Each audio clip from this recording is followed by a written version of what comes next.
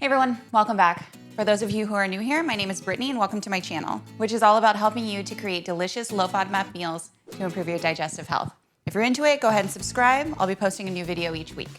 Today we're making chicken enchilada mac and cheese. This recipe is gluten-free, low FODMAP, super flavorful, and comes together in only 30 minutes. I love this recipe for the challenge portion of the low FODMAP diet. I remember when I was going through it, it had been about 2 months since I had cheese, and I was just thinking, oh, do I want pizza or mac and cheese? Decisions. Luckily, I tolerate hard cheese just fine, so now I can have them both. So if you've already been through the low FODMAP diet and you know that you tolerate cheese well, then this recipe is for you too. All right, today we're using about a pound of shredded chicken. This was from a rotisserie chicken that I just shredded up. We've got half a pound of cheese, cheddar, 1 bell pepper diced. You can use either red, yellow, or orange, but don't use green. Those are higher in FODMAPs. We also have a can of black beans, drained and rinsed. We're going to be using 2 teaspoons of chili powder, 1 teaspoon of oregano, and FODMAP chicken soup base. You guys have seen me talk about that before. I love this stuff. Seriously, put it in everything. A 1/4 teaspoon of ancho chili powder and 1 teaspoon of cumin. We're also going to be using about a 1/4 cup of green onions and about a 1/2 cup of cilantro. We're also going to be using gluten-free macaroni shells. I love this gluten-free pasta. It is the best gluten-free pasta that I have found so far. It's also low FODMAP because it's only made out of brown rice pasta. This brand Enchilada is seriously the best. They aren't sponsoring this video. I just love them. We're also going to be using a can of diced tomatoes and about 8 ounces of tomato sauce. You got to be careful with your tomato sauce because a lot of times garlic and onion will be hidden in there, so make sure you read the labels. That's why I like using this brand. It's just tomato sauce. All right, let's get started. All right, we're gonna start by boiling our pasta water. Don't forget to salt your water. I'm heating up my Dutch oven. You can use any pan. I just like using this one. All right, we're gonna start by adding a couple of tablespoons of garlic oil to our pan. Let that get nice and hot. And then we're going to add our bell pepper. And a little salt and pepper.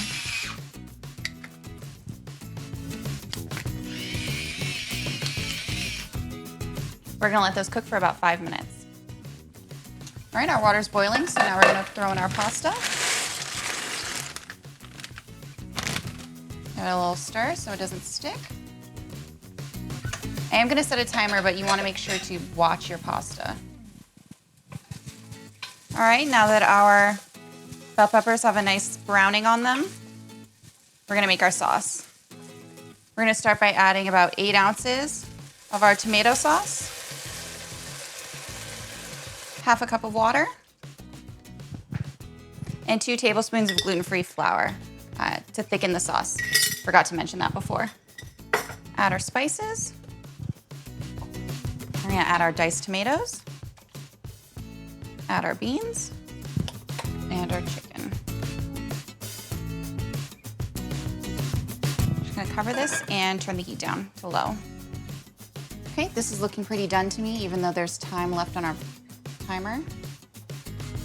I'm gonna test it just by seeing how easily it cuts against the side of the pot. All right, we're just gonna drain our pasta. Make sure not to rinse it. All the starch that's left on there is going to help thicken our enchilada sauce. All right, we're just gonna turn off the heat and mix everything together. We're gonna add our cheese.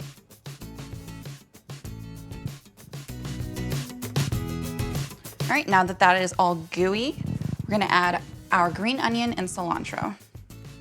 Oh, beautiful. I don't know, to me, food doesn't look good unless it has a pop of green in there. Is that weird? I don't know. All right, there we have it, chicken enchilada mac and cheese. Super simple, right? You could use vegan cheese if you wanted to keep this recipe dairy-free, but I wouldn't really recommend it. I'm not the biggest fan of vegan cheese because 1, it's super processed, and 2, depending on what it's made out of, it might not be low FODMAP. Okay, so let's just plate this up and get a little taste.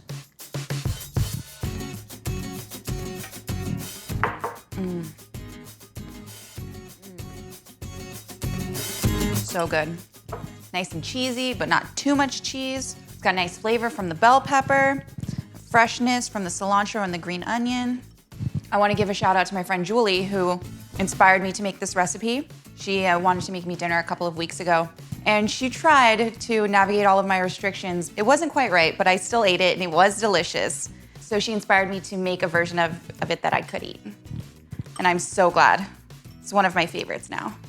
All right, guys, if you liked this video, found it useful, give it a thumbs up. If you want to see more recipes geared toward improving your digestive health, go ahead and follow. If you have any requests of recipes you'd like me to low FODMAPify, leave it in the comments below. Lastly, go check me out on Instagram if you're curious about my lifestyle and how I manage my digestive issues. And don't forget to tag me if you make this recipe. Thanks for watching. See you next time.